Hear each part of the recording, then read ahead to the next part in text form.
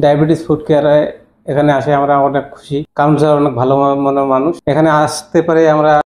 আসসালামু আলাইকুম, আমি doctor ABM Kamrul Hasan, transmission medicine specialist. আমি বর্তমানে কর্মরত আছি সহকারী অধ্যাপক, বিভাগীয় প্রধান, Dinajpur medical college transmission medicine বিভাগে।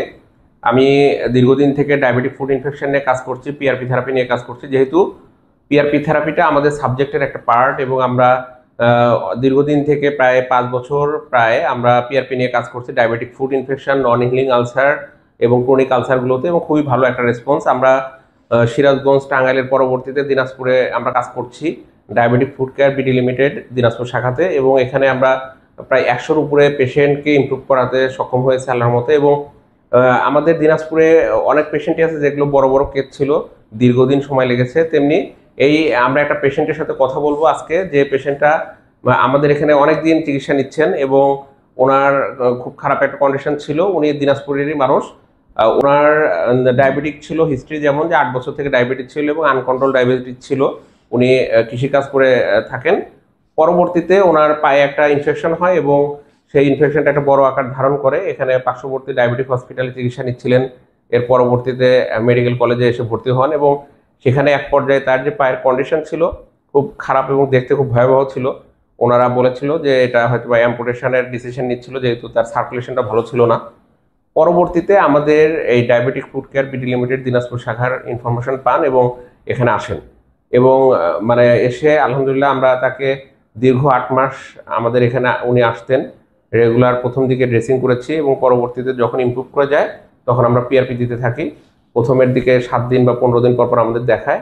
আজকে উনি সম্পূর্ণ সুস্থ, নিজের পায়ে নিজে হাঁটছে। ওনার কিন্তু পায়ের অ্যাম্পুটেশন বা পা কাটতে হয় নাই। এটা আমাদের যে স্লোগান, যে প্রিভেন্ট অ্যাম্পুটেশন, আমরা এটা নিয়ে diabetic food care BD limited কাজ করে আসছি এবং সেই সুবাদে আজকে একটা বড় কেস আমাদের সামনে নিয়ে আসছি। যাই হোক বাবা, আপনার পরিচয় দেন, পরিচয় দিয়ে আপনি বলেন কি হয়েছিল। আমরা নাম নুর ইসলাম। আসসালামু আলাইকুম, আমার নাম নুর ইসলাম। আমার বাড়িতে রুকমেশপুর গ্রামে। আমার তো যেমন কি আগে নখ কাটা ছিল আর কি। নখ কাটা দেওয়ার পরে 11 মাস পরে ঘর পাড়ায় না আর কি। আমাকে ওই ডাক্তার বললো যে আপনি ডায়াবেটিস পরীক্ষা করেন। ডায়াবেটিস থাইরয়েড কথা আইলাম, আমি পরীক্ষা করি ডায়াবেটিস 19।